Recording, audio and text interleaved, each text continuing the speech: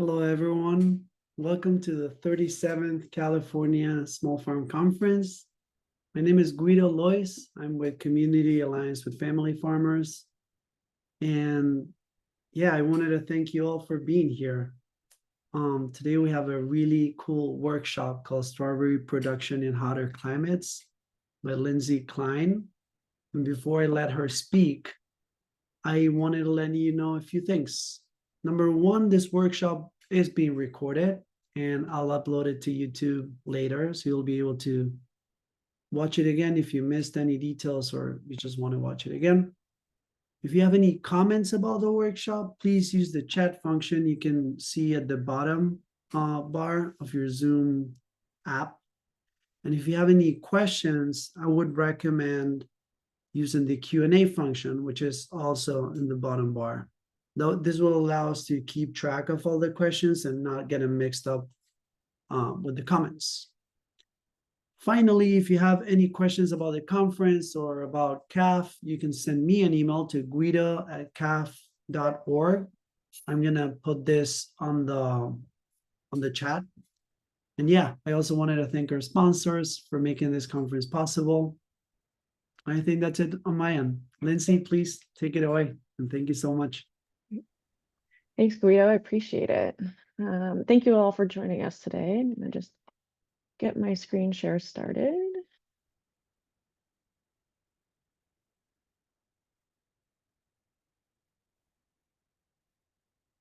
Okay. Great. Thank you, everybody, so much for joining us today on this Sunday morning. I'm really appreciative of you all taking some time out of your day to come learn about strawberry production. My name is Lindsey Klein. I'm a community education specialist based out of Yolo County with the UC Cooperative Extension. And then I am joined today by Margaret Lloyd, who is our organic and small farms advisor based out of this region as well. And so we're going to be talking about strawberry production. Being based in the Sacramento region, we tend to deal with growing strawberries in hotter climates. So we want to share some of our insights into what it takes to grow strawberries in this area. Let me get my handy laser pointer ready. Okay. So I want to start off by setting the stage for strawberry production in California. So as you probably all know, California is the largest producer of strawberries here in the United States. And most of those berries are grown here along the Central Coast. So that's kind of the Watsonville, Salinas area, and then a little further south down into Santa Maria and Oxnard. And these regions are really the best areas for growing strawberries because that climate is about as ideal as you could ever hope for strawberry production. So the temperatures, precipitation, and soil all really lend themselves to producing strawberry as well. And so we have these nice kind of cooler temperate temperatures here. They have nice warmer winters, but then cool, dry summers. So you're not going to get that kind of hot, sticky, humid environment that can inhibit flowering and affect some fruit growth and quality. And then along the coast, they also get quite a bit more precipitation than other parts of the state. So they're averaging about 24 to 29 inches per year, which is wonderful, but it's also complemented by the fact that they have nice, well-draining soils. So strawberries prefer to not have their roots sit in those damp soils and those high moisture soils. And so in the coastal regions, the water is able to be taken up by the strawberries, but then the rest of it drains away. And so that means that we just have this really high concentration of strawberries that are being grown in that area. But the reason why we're here, and a lot of us are growing outside of those areas. So we're growing in some of these hotter regions. So that's like the central and Sacramento valleys here. And then a little bit further south down here in kind of the San Bernardino, LA, San Diego sort of region. And what really sets these areas apart are, again, their temperature, water, and soil. As we know, the temperatures in these more inland regions and these hotter regions tend to be about 10 to 20 degrees higher on average than the coast. We also see a lot less water. That's a really huge thing. So even throughout the year, the water on average is a lot lower than it is along the coast. Then especially during the growing season, we see basically no water, especially up here in kind of the Sacramento region. We'll see water kind of through the winter, or sorry, we'll see rain through the water in the spring. But then once it hits our main summer production season, that drops to just about nothing. And so we rely a lot more on irrigation. But then what definitely sets us apart is that we do have these more clay heavy soils.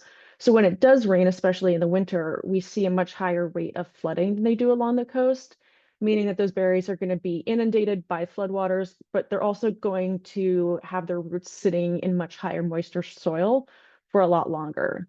So think about those San Joaquin clays that are existing in that Central Valley that also have that additional clay pan there. And that's going to be yet another barrier to allowing that water to drain away. So all of this is to say that in these more inland and hotter regions, we see a much higher rate of plant stress. And so we have to adapt some of our growing methods and strategies in order to adapt to these different climates and conditions that we have here in those valleys and in Southern California. So throughout the entirety of my presentation today, I'm going to talk about how we can make some changes, starting with our variety selection, going all the way through the growing period and ending with our harvest and post-harvest handling. And so to jump right into that, I want to talk about variety selection.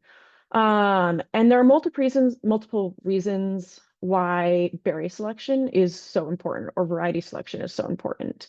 Starting with berry characteristics. As we know, every single variety has their own unique characteristics that might be more or less important to us depending on who we are.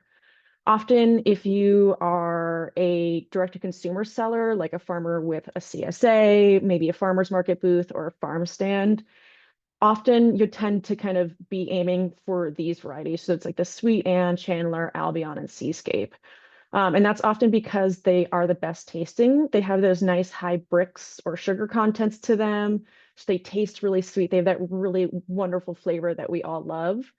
They do also have a much lower shelf life. So the time that it takes them to go bad is, of course, going to be decreased, but that works well in some of these more direct-to-consumer markets because the idea is that the time from harvesting to consumption is much shorter. But then if we look at some of these coastal regions where they're doing these larger commercial production systems, they tend to favor some of these varieties down here towards the bottom. And that's because they're valuing things like firmness. So those berries can handle more jostling during transport. They also have a much higher fruit size, and then they also have a much longer shelf life. And so for those systems where the time from harvest to consumption is much longer, these berries are better suited and they're a little bit less focused on that flavor. And so that's why it's important to kind of think about that when we're trying to decide which variety we want to grow. One thing to also note about bricks content, especially for farmers in warmer climates, is that when we increase the heat, we are increasing the stress. And so when those plants get stressed, they're actually going to pull some of that sugar from those berries back into the main body of the plant. And so what that means is that we're actually going to lose just a little bit of that sweetness to those berries. And so you have to kind of factor that into your thought process about what sort of flavor and sugar content you have in your berries, because there is that chance that you will lose some of that flavor over time. The next thing to note is salt tolerance. Strawberries are some of the most sensitive crops to salinity in the soil. So when we talk about salinity, we talk about it in terms of electrical conductivity. And if you have a soil that has an EC value of 1.5 decisiemens, that means it's like very slight acidity. It's not too bad, but you're going to see up to about a 10% decrease in your yields. Whereas if we decrease that EC value to about 3, we're going to see a decrease of yields at about 50%. And so when we think about variety selection, we want to go for varieties like Albion or Monterey or any of these 4 new varieties that came out within the past 2 years. And that's because all of these have been bred to have a much higher tolerance to soil salinity. And so if you're in the Central Valley, that can be another really important consideration as well in your variety selection. We do have some other things to consider as well. Those are aspects like canopy size, disease resistance, and photoperiod. but I am going to go a little bit more in depth into these. So I'm not going to cover them right now, but we'll talk about them in just a moment. And speaking of talking about it in just a moment, I want to talk about photoperiods. So strawberries tend to fall into three main categories. We have short day, day neutrals, and extreme day neutrals. Short day varieties will initiate their buds when the daylight is less than 14 hours, whereas the day neutral and the extreme day neutrals are not affected by that. And so when we think about photoperiod, they're going to generally provide us some context for when the crowns are planted, and then when we expect them to flower and fruit. And so along the central coast, we have, what I have here is a diagram of when we think about our planting and harvesting periods. So here in the blue, we see that along the central coast, those planting periods are generally going to fall into two main timeframes. We have the short days and the day neutrals going from kind of late to mid-August all the way through the fall. But then we have these extreme day neutrals. And these are being planted in the late spring and early summer. And the goal with having this distribution along the coast is that we can get year-round production. So with these extreme day neutrals, they're able to produce through the fall and winter. And then we have the short days and day neutrals picking up in the spring. And this has really allowed California to cement its status as the big producer of strawberries in the country because we're able to do this year-round production in that high output area along the coast. But when we move into hotter regions, we start to see a bit of a shift. We see a little bit more alignment in our planting days. So those extreme day neutrals are shifting later, as well as our short day and our day neutrals. And so you see that they're lining up a little bit more. And that's really because it's just so hot in these regions that those bare root starters are just not really able to survive and establish all that well when it's so hot. And so we see this later planting corresponding into a more aligned harvest period. Generally, we'll see varieties start to fruit around maybe mid to late March, early April. We do see surfline here kind of sticking out a little bit more. In talking with the UC Davis breeding team who developed this variety, they have some thoughts that there's the potential that this could start to produce a little bit earlier in hotter regions, but we're not entirely sure. It's only been out for just a short period of time. So this extra portion here is a little bit of a question mark. But there are some thoughts that as we shift our growing times in hotter regions, that we might be able to see some varieties having these slightly earlier plantings. And so this is kind of how we see that orientation happening in these hotter areas. And because we're aligning all of our planting and harvesting dates a little bit more, this designation of short day, day neutral, and extreme day neutral kind of tends to blur a little bit. So we're seeing less clear distinctions between these different photo periods. And this is actually really apparent when we talk about this variety called Radiance. This is a variety that was produced by the University of Florida. And although it's technically classified as a short day variety, they have seen across the board or across the country that no matter where you're growing it, its growing pattern actually more closely resembles a day neutral. And so we tend to lump it in with day neutrals when we're talking about it. So that's why I have it there. And so I think this can kind of actually start to be seen regardless of your variety when we're growing in these hotter climates. So as we move into thinking about some of our pre-plant management, you may have heard about this term chill hours. And chill hours refers to the number of hours that the crowns are exposed to temperatures between 28 and 45 degrees. And chill hours are really important because it allows the internal structure of the strawberry to undergo changes that will allow it to kind of resume its normal sequence of growth once it leaves dormancy. And the idea is that the more chill hours you get on a plant, the more vigor you get in its vegetative growth, but that also leads to a decrease in fruiting. So that tends to be a really delicate balance that you have to strike. And for coastal growers, they get their chill hours in one of two ways, or in two different ways.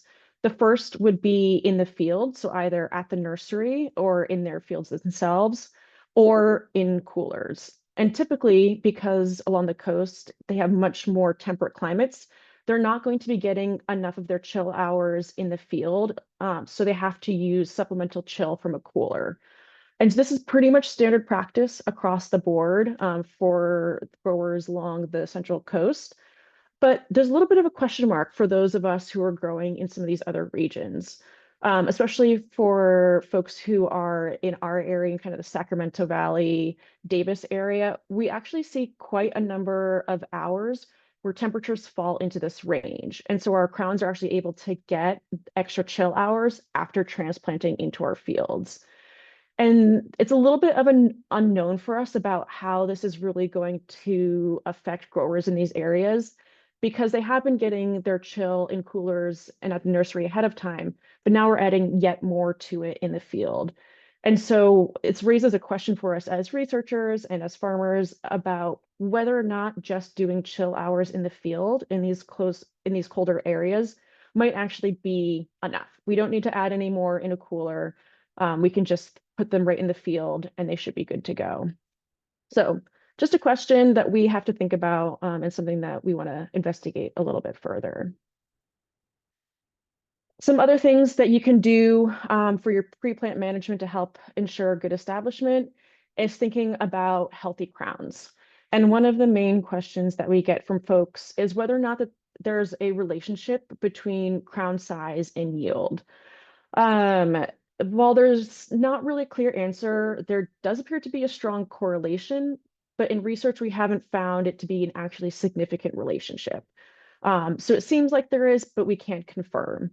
And that's mostly because field conditions are just so variable that we can't really attribute crown or plant production and yield to simply being down to crown size. It can be a whole wide variety of different things. In fact, some of you may know Mark Bolda, who is the UC Cooperative Extension Advisor in the Central Coast for berries. And he did a study in 2024, or released a study in 2024 that showed that there is actually not any significant relationship between crown size and yield. And it is, in fact, down to a little bit more of a nuanced balance between different factors that contributes to the yield that a plant produces.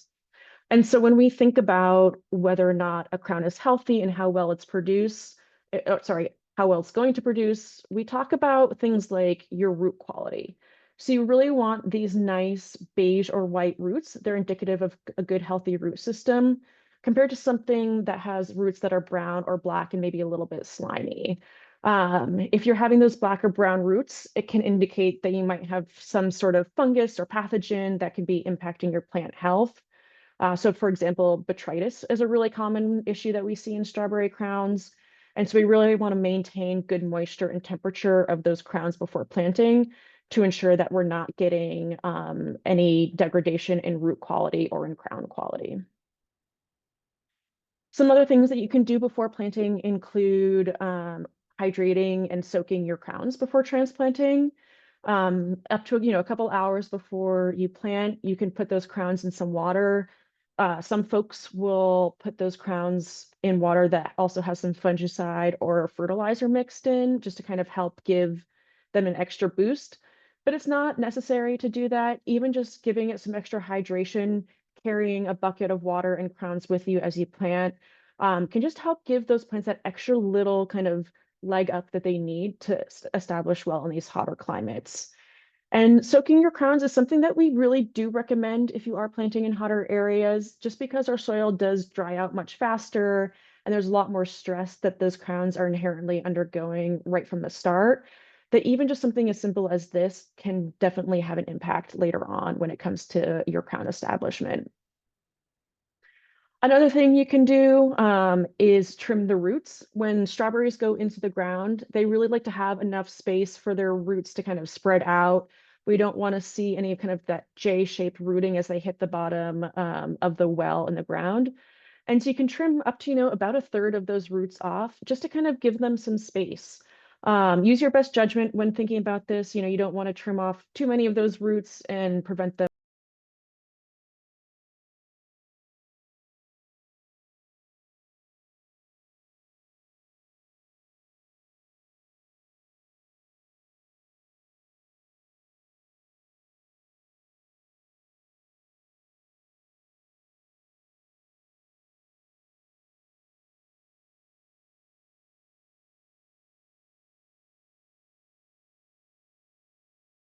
plant them immediately or keep them in your cooler to allow them to stay cold.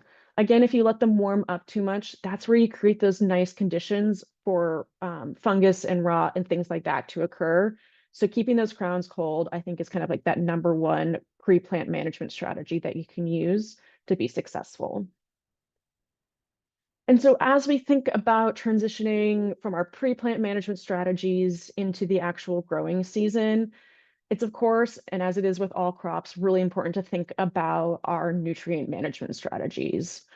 Here in the Sacramento region, we see a lot of the growers we work with putting down something like triple 15 on the top of their beds before they put the plastic in. And the idea is that over time, that fertilizer will break down and move into the soil and provide nutrients for the strawberries. And as we know with strawberries, one unique thing is that we have a really long period of low nutrient uptake while those strawberries are dormant. It's not really until the spring when they start flowering and stuff like that and growing more vegetative growth that we really start to see this uptake happening. And when that happens, we tend to see that nutrients like nitrogen, potassium, and calcium have a much higher initial uptake and a much steeper rate of uptake than some of these other ones down here. And so we want to make sure that we have those available in proper quantities in order to ensure that the plants can get what they need. And another thing to note when thinking about our nutrient uptake is that in these hotter climates, our plants are going to leave dormancy earlier in the year. And so this uptake curve is going to shift a little bit to the left, and we're going to start see this increase happening a little bit earlier. So think maybe late February, early March. And so when it comes time to think about our strategies for ensuring our nutrients, it's important to know what we have and when we need to be applying it. And so you can start looking at your nutrient budget at really any time. It's important to know it throughout the year. You can check your nutrients doing a standard soil test that you can get at just about any lab in the area. They usually are pretty affordable. They cost, anywhere from 30 to 60 bucks, depending on what sort of test you're getting. But then throughout the season, you can use things like quick test strips. You can buy them online. I get a little container of 50 test strips for about $20. And just use those to throughout the season, just kind of test to make sure your nutrient budget is where you want it. And another thing that you can do is right before you hit this ripening stage, you can do a leaf petiole analysis. And so you take some samples of your leaves, you send them off to the lab, and they will send you back data that shows how much uptake of various nutrients your plants have been getting. And that can help give you an idea of where your plants are at and if you need to increase your nutrient budget in any way in order to account for that high rate of uptake as that berry production happens. And so if you're trying to figure out what you should be looking for and how you should be doing all of this, I recommend going to this website here. This is a resource that's posted by Daniel Geisler, who is based out of UC Davis. And he has pages like this for a whole variety of crops. But what's really great is you can actually click on these little icons and drop down arrows here, and he'll go through all of the different methods that you need to do for taking those samples, what those tests are, and what the results should be. And so I definitely recommend for your NPK budget, taking a look at his website to get an idea of nutrient management for strawberries. And then now moving kind of throughout the main growing season, as we know, the main thing that we have to contend with in these hotter climates is the sun and needing to get some shade. And so different shade options are available, and we can provide shade through hoop houses, remade cloth, and then the plants themselves. Starting with hoop houses down here, these are obviously a much more expensive option, but they're great because they are effective at reducing the soil temperature and then again, providing some shade and protection from the sun for those berries.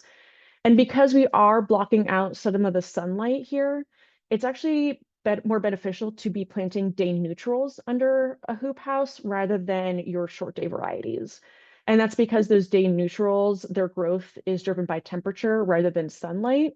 And they will flourish more in this covered area with the filtered sunlight than they would in a more open field system.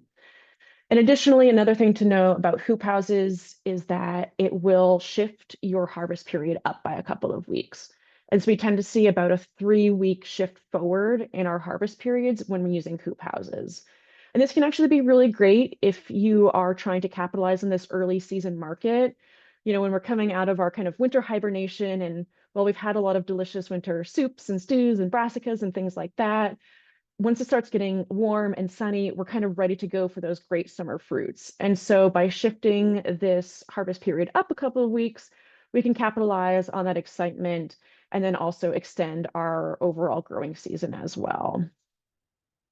We can also use something like remake cloth, which will act very similar to hoop houses. And this is something that actually was just recently brought to my attention. Margaret learned about it from some growers up in Oregon, where they're using remake cloth and laying it directly on the plants. And it's been shown to be just as effective at preventing rain and sun damage as a hoop house does. But it's also much more cost effective than a hoop house, and is a little bit more mobile in that you can take it off and move it around much easier. And similarly to hoop houses, remake cloth will push up your harvest window by a little bit. So it can be used to adjust that harvest time. And then one really interesting thing is that remake cloth will also increase your canopy size of your plants. And so the folks up in Oregon did an experiment where they grew Albion and Albion and Seascape under remake cloth. And they found that while both of those varieties increased in their canopy size when grown under remake, Albion did so to a greater degree than the Seascape did. And just like this really interesting kind of adjustment that's being made. And that can be helpful because you can actually use the canopy size to provide supplemental shade for your berries. And some varieties will have larger or smaller canopies or more open or more dense canopies compared to others. So for example, Albion has a much more narrow and open plant canopy compared to something like Monarch, which has a much wider and denser canopy. And so Monarch will better protect those berries from being exposed to sun, whereas Albion might let a little bit more sun filter through and have a greater effect on the berries. One other thing to think about with this plant structure is the length of the trusses. And those are the stems that connect the berry back to the main plant. Some varieties will have longer trusses than others. So something like Eclipse is going to have a much longer truss because the idea is that it makes it easier to harvest because it lays further out along the plastic. But that does also mean that it's further away from the plant canopy and less shaded. So if you can find a variety that has a shorter truss and allows those berries to sit much closer in, that can have a benefit to that shade protection as well. And so shade has another important characteristic and aspect to it, and that is helping to reduce the temperature of the soil. And that's really important because there are 4 big soil-borne pathogens that affect strawberries, and many of those are affected by the temperature of the soil. And so those big 4 diseases are Macrophormina crown rot, Fusarium wilt, Verticillium wilt, and Phytophthora crown and root rot. These are hugely devastating to crop yields, and a lot of work has been done on mitigation strategies for these. I do want to give kind of a brief overview of those for those folks who don't know. So Macrophormina crown rot and Fusarium wilt present almost identically in strawberries.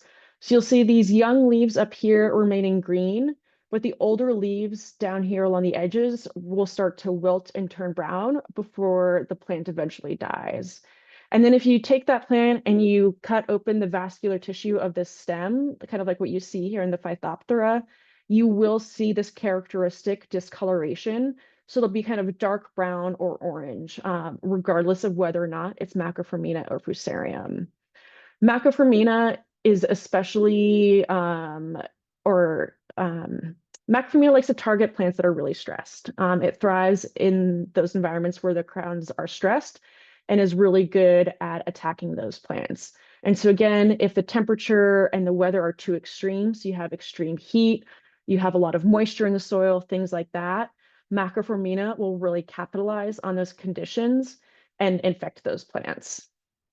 Now, if we talk about verticillium, verticillium is characterized by this interveinal browning of the outer leaves and then followed by the plant collapse. You'll also see that some of these or these smaller and younger leaves will be a little bit stunted in their growth. They might also have some of that discoloration as well. We're primarily going to see that on these outer leaves. And then finally, Phytophthora, this is going to have that same characteristic browning of the vascular tissue of the crowns. And you'll also additionally see a little bit more of these kind of dark brown and black roots that are characteristic of that root rot. And Phytophthora really comes about when you have high moisture environments. The zoospores like to move through the soil water pathways and infect those roots and those plants. And so when we think about heat and those soil-borne diseases, it's important to note that the timing and the intensity of those heat events are really important in determining how susceptible a crown will be to that disease. So for example, in a study that was released by Cal Poly last year, they found that during the first month after planting, the temperature of the soil had the most impact on a variety susceptibility to soil-borne pathogens like Macroformina. And then as you move through the season, around the mid-season, the air temperature actually has a greater effect on susceptibility. And so for those of us who are growing in these hotter climates, that's why it's that much more important for us to shift our planting times a little bit later in the year. So we really want to avoid that early to mid-season stress that those plants are undergoing because it'll make them that much more susceptible to these soil-borne pathogens. And then if you're planting in a plasticulture system, this is another thing that we have to think about when trying to reduce our stress. And so when we plant, we can choose from a different variety of colors of plastic mulch. Things like clear plastic, black plastic, and white plastic are some of the most common, but they will have varying effects. So something like clear plastic is going to increase the temperature quite a bit. It ends up serving as kind of like a solarization system. So it'll heat the soil the most. It will kill off any weeds, but it's also, when paired with the moisture from irrigation, going to create these really ideal conditions for all of these pathogens to thrive and grow. It's also going to push your harvest window much earlier. And then when you compare that to something like black plastic, you only see an increase of about 3 degrees, but a negligible impact on your harvest window. And then we have something like this white plastic. It's actually going to cool the soil a little bit, and then it's going to push your harvest window back slightly. And so if you're thinking about using this white plastic, it might have a benefit on your soil temperature, but you also want to think about how that's going to affect your harvest as well. And so that should factor into your planting plan and thinking about when you're going to be harvesting.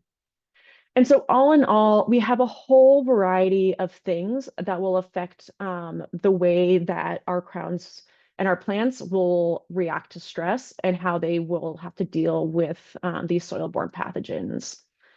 But we can also think about their inherent genetic susceptibility. And so this is a really big table that has a lot of information on it. It's showing the different susceptibility of various UC varieties to those big 4 soil-borne pathogens. And so each variety here is rated on a scale of 1 to 5, with 1 being the lowest susceptibility and 5 being the highest level of susceptibility. And we can see with verticillium and Phytophthora, everything is pretty much the same. There's not a huge amount of variation. Some are obviously better than others, but it's all generally looking pretty good. But then if we break it down into just talking about Fusarium and Macroformina, we can actually see a really interesting story evolve that kind of correlates with some changes in strawberry breeding over the past couple of years. And so as we know, and as I mentioned before, in the early 2000s, we outlawed methyl bromide. And as a result, we saw a corresponding increase in soil-borne pathogens like Macroformina and Fusarium that had been previously controlled or hidden by those fumigants. And so as a result, we actually saw a shift in the breeding programs like those at UC Davis. And so when we look at these values here in green, all of these were released after 2008 and then mostly after 2015. And so we can see that the shift has occurred to developing varieties that are inherently more resistant to those soil-borne pathogens. But if we shift over to the right, we see that Macrophomina has no green sections. This is kind of like the new frontier of breeding. We've had a lot of, it hasn't been easy to try and find Macrophomina resistant varieties or develop them. The best varieties that we see are something like Warrior or Monarch. And even then, neither of those are really great options. In general, everything is kind of falling between this kind of 3.9 and 5 on this scale. And so because Macrophomina really targets stressed plants, trying to reduce stress through those things like adequate food and water, more shade, reducing soil temperatures are going to be that much more important until we can start getting some more Macrophomina resistant varieties on the market. And I just kind of wanted to show some really interesting photos that show just how important that genetic resistance can be. And so this picture was taken on a farm here in the Sacramento area. And you can see that this area here in red on the left is where they've planted Albion, which has a disease resistance rating of about 4.7. So pretty high susceptibility to Fusarium wilt. Then here on the right, you can see where we conducted a trial with them this past year where they grew some of the new varieties from UC Davis. So they grew Monarch, Eclipse, Keystone, and one other one that I can't remember, Golden Gate. So Monarch, Golden Gate, Eclipse, and Keystone. And you can see, even just next to each other in the field, there's a really stark contrast. So the Albion here just totally were not able to survive in this high stress, high heat environment. But because these berries here and these plants here on the right had that genetic resistance already, they were able to survive much better when exposed to these high heat conditions. And so that's why, incorporating all these things into your plan is going to be really important. And so if you do start to see some signs of issues in your field, there are a couple strategies or places you can go to help get some assistance in figuring out what's going on. The one that I really want to highlight that's a really lovely and great resource is Cal Poly Strawberry Center. They have a diagnostic lab that is fully funded by the California Strawberry Commission, where they provide free diagnostic services to all strawberry growers, PCAs, folks that are affiliated with strawberry production in any way. We can all send strawberries there for diagnosis. Our team sent some there this past year, and we're really happy with their lab. And so I definitely recommend them. One, because it's free, and two, because they are funded by the Strawberry Commission. It gives us a really great opportunity to kind of put our region on their radar. They tend to focus on the Central Coast where there are these really big hubs of production. And those of us who are in those areas kind of get overlooked. And so by putting our farms on the map through sharing our disease rates of our disease incidence rates with them and which varieties we're growing, we hope that by doing that over time, we can see an increase in resources, we can see an increase in funding and things like that for those folks that live outside that general area. And so I recommend checking out the Cal Poly Strawberry Center. They have a lot of great resources, field days, and other sort of information that can be useful for folks. There are some private labs as well that you can send samples off to. We have California Seed and Plant, as well as TriCal, where you can send samples off for diagnostics. But then you can also reach out to your local cooperative extension farm advisor. Folks like Margaret and myself are scattered across the state, and you can reach out to us if you need some assistance with figuring out what's going on in your field.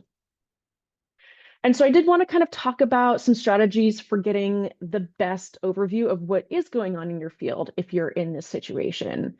And so in this example field, say Farmer Jane has noticed that she has things happening and plants dying in 2 different regions. So she has some dying here in the upper left. The middle of her field seems to kind of be okay. There's no issues. but then there's another patch over here on the right. And so if I was working with her, I would suggest that she takes samples from these two different areas and send them separately. And that's because just because something is happening here doesn't mean the same thing is happening here. She could have macroformina in this section and fusarium over here, or she could have macroformina and fusarium wilt in this location. It doesn't mean that just because you're seeing a disease happening doesn't mean it's just one. You could have multiple diseases happening in the same spot. And so when it comes time to sample, you want to get a good distribution of plants across your affected areas. So thinking about going across the width of the area as well as the length of the area, and then also getting a good gradient of disease progression. And so when you send samples out to a lab, you don't want to send fully dead plants. If you have no live plant tissue, they won't be able to culture it to test for those diseases. And so you want to see something that has maybe just the onset of plant disease all the way through to like close to the end stage, but not that end stage disease progression. And so this will allow you to get the best representation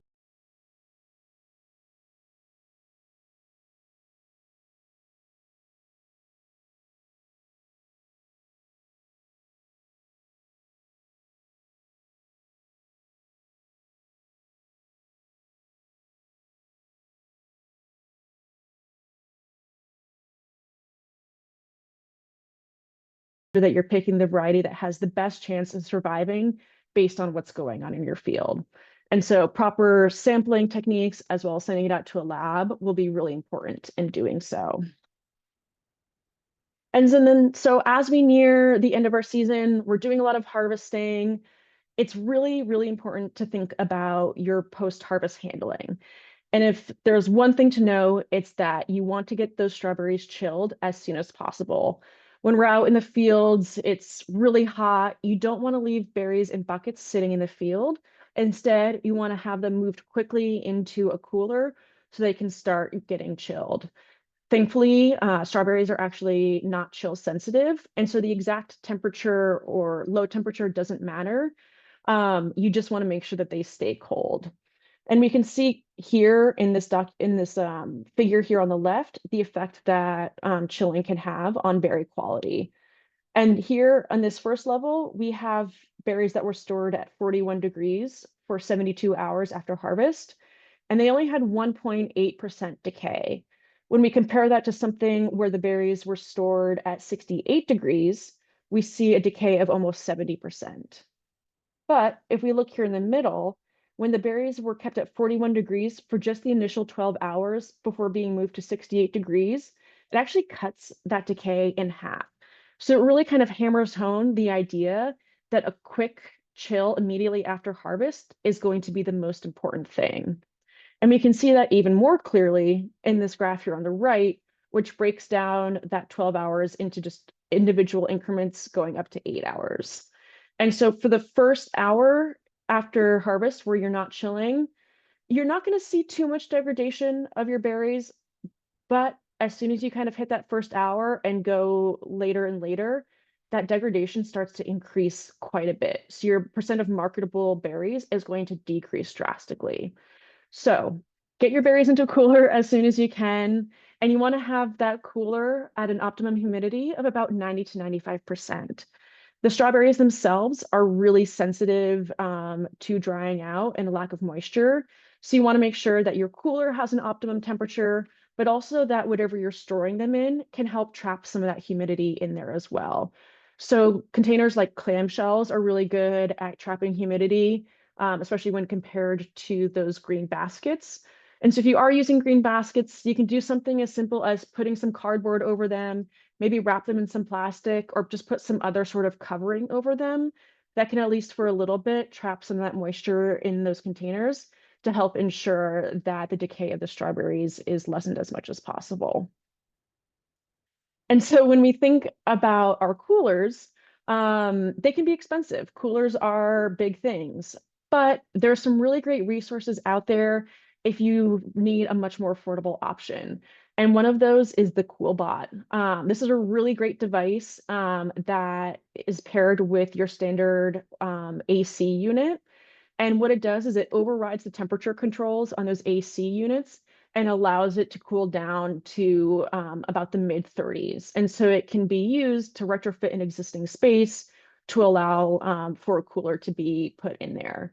And so you can see in this picture, I'm standing in a cooler that was retrofitted into the stands of one of our growers. And this entire project cost them about $1,000. So when compared to some of these larger coolers, it's a much more affordable option.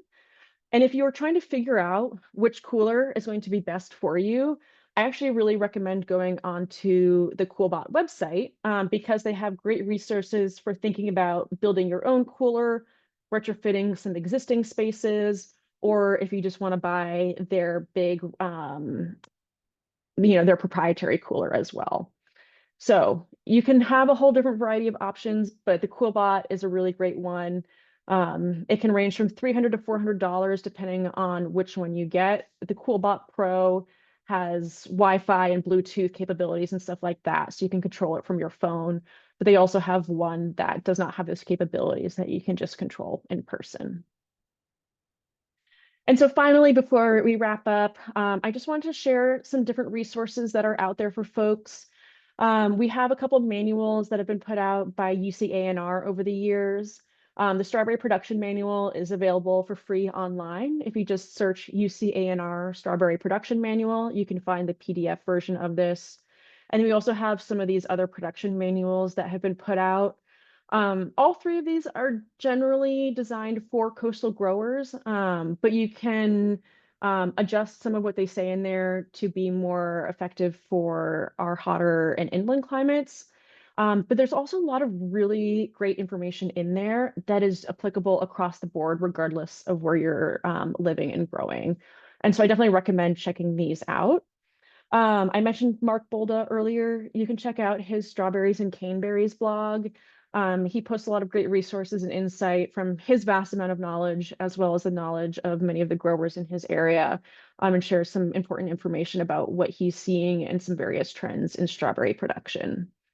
And then lastly, if you want to get a little bit more into the industry side of things, you can look at the California Strawberry Commission's industry portal.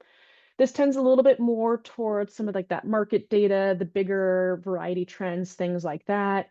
But if you want to kind of dig deep into some of this industry data, it can be an interesting source to look for assistance. And so with that, thank you all. We really appreciate you coming out to chat with us today. And with our remaining time, I figured we can answer some questions and go from there. So if you want to contact us, we shared our information here. Yeah, thank you.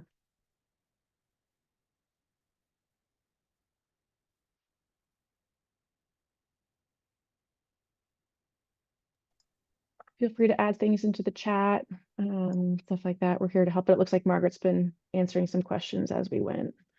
Well, I have, but I don't have access to everyone. So I think if you put your questions in the Q&A, then maybe we can access them.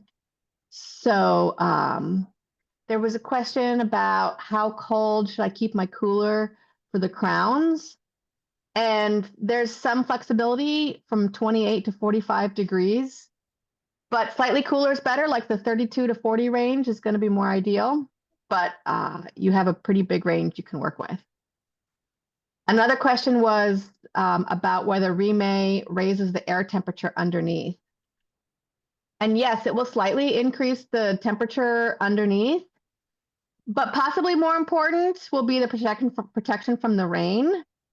So the remay will be used in the Central Valley in the warmer climates just during the cool, wet spring.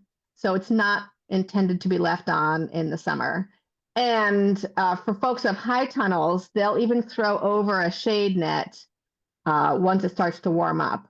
So it can have some blocking some of the UV and maybe some of the heat. However, yeah, I think, the remake could even be considered a tool to protect just against rain. I think that's something worth exploring. So if you have some nice fruit and it's in the springtime and you might get some rain, it could be worth throwing some remay over it just to protect against the rain. We had a question here. Can you talk about remay fabric and pollination? Yeah, so strawberries are generally, they're not reliant on insect pollination. They're self-fertile. There's been studies showing that you can increase strawberry quality, and there's a slight increase in yield with bee pollination. However, the commercial industry has not really found those benefits to justify the cost of maintaining bees and bringing in bees. So I think if you have bees, then you'll probably get some of those benefits. But if you don't, it may not be worth your effort to go to the extent of getting them.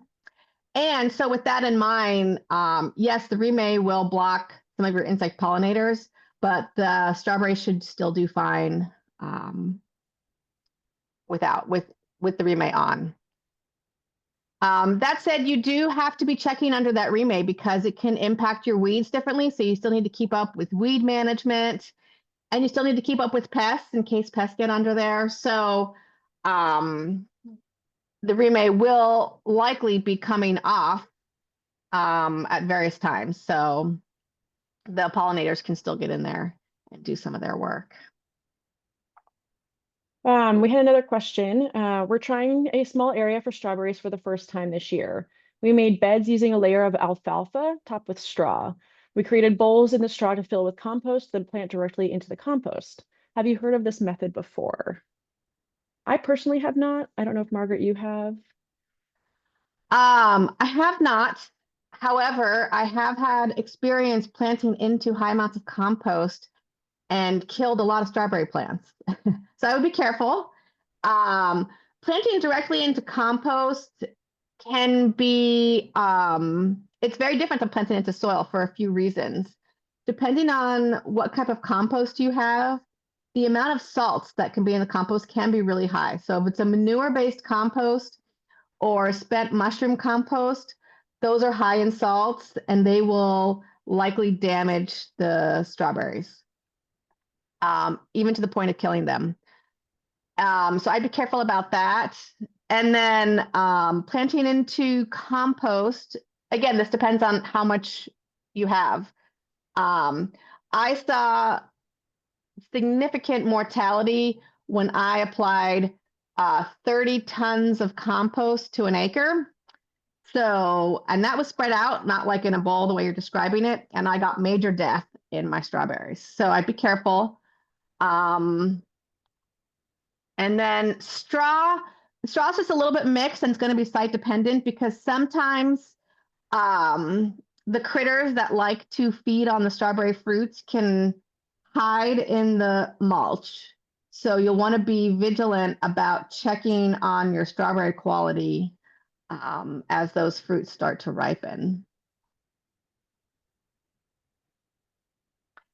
And then where can I get new UC varieties? Yes, I'm about to pull that up. I sent out a document, or I included a document in the presentation where I showed those disease resistance information, and I noted where those where each nursery where those are available. So I will send that out to everybody via Schedule. But I'm also looking for, we have a resource that I'm going to pull up here in just a second, where we have noted which nurseries are selling in which quantities and their contact information, because I do know that Lassen Canyon within the past couple of years changed ownership and is no longer selling small quantities to smaller growers. And so it makes it necessary to find a new grower, but let me find that 1 second. I believe Coppice is a great option for buying smaller quantities. We also bought some for a trial this year from Innovative Organic. They are more expensive because they are certified organic crowns, but they are another option. And then Crown Point may allow for smaller quantities, but I can't remember off the top of my head. But if you give me 1 second, I will try and look it up.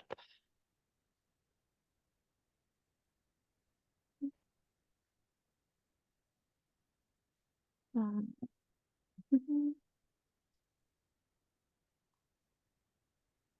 All right, any more questions?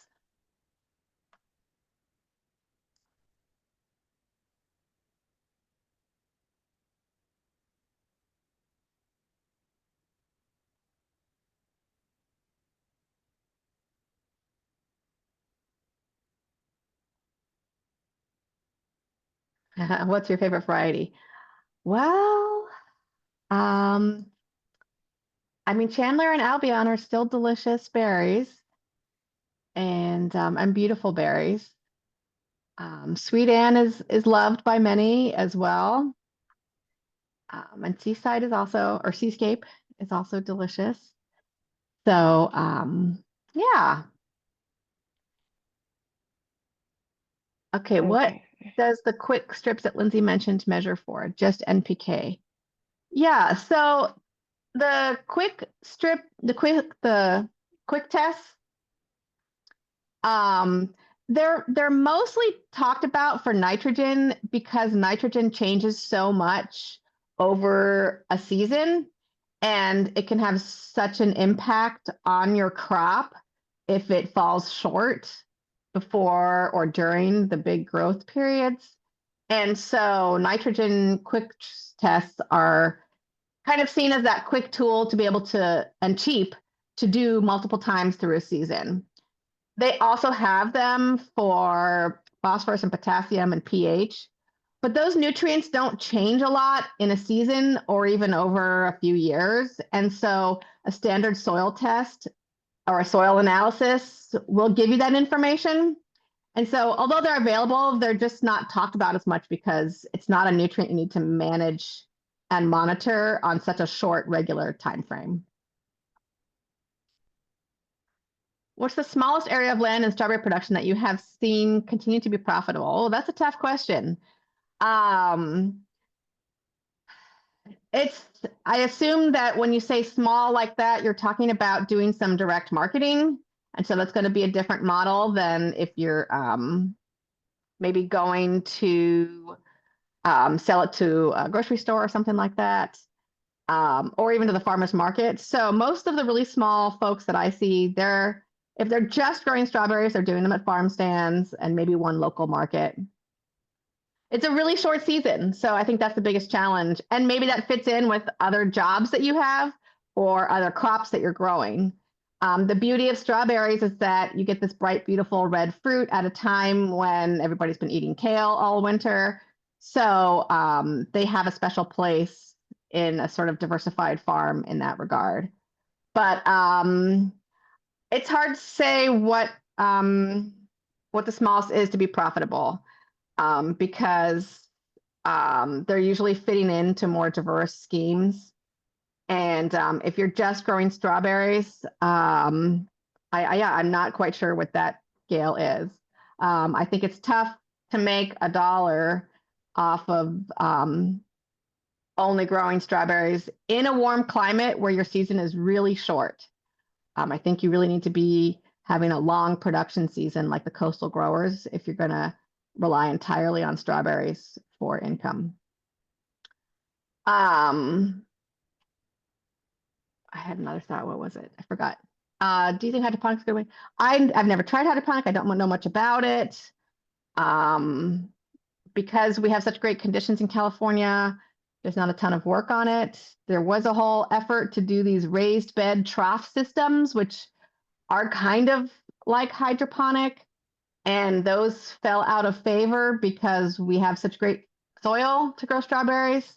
So I think that those are a good fit when you maybe don't have appropriate soil and conditions.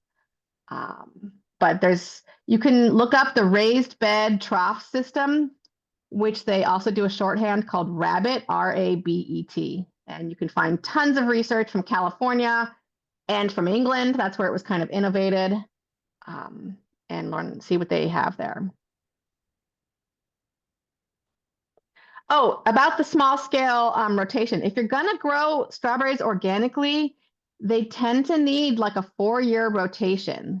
And that's one of the biggest challenges with small scale, small acreage strawberry production if it's going to go organic. So you need to have 4 times the land if you're going to grow strawberries or just strawberries organically. So that's an important consideration. And which is also why they do well with a diversified operation.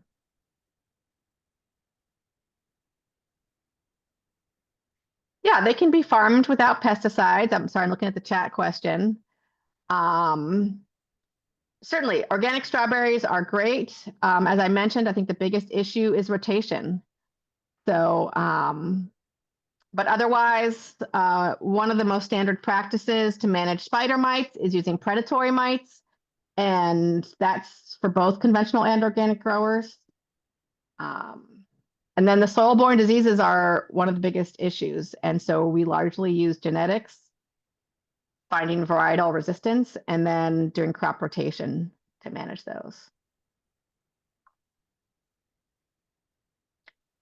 And if you're not going to go organic, you can also avoid spraying with conventional pesticides, but then using conventional fertility. So that's one way that people strike that balance between growing conventionally and but not having pesticides on the fruit.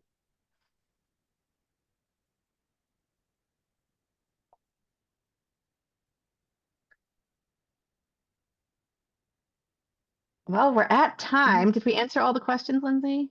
I think so, yeah. And I just want to reiterate that I will send around our slide deck and some of the resources that were requested about nurseries to folks after the presentation. So be on the lookout for that coming through with some of those requested resources. So I'll be sure to share those with everybody. Yeah. In Oakland, you can grow all the varieties. So do a variety trial and see which one's your favorite. Oh, we can't quite hear you, Guido. Can you hear me now? Yes, yeah, now we can. Oh, there you go. My bad. Anyways, thank you so much for everyone who participated. Thank you to our facilitators. And just one last reminder, this will be uploaded to YouTube. So if you want to watch it again, you can in our channel. I just need to look up Community Alliance with Family Farmers in YouTube. Yeah, that'll be all. Thank you so much. Thank you. Thank you. Stay in touch. We want to hear all about your inland strawberry growing.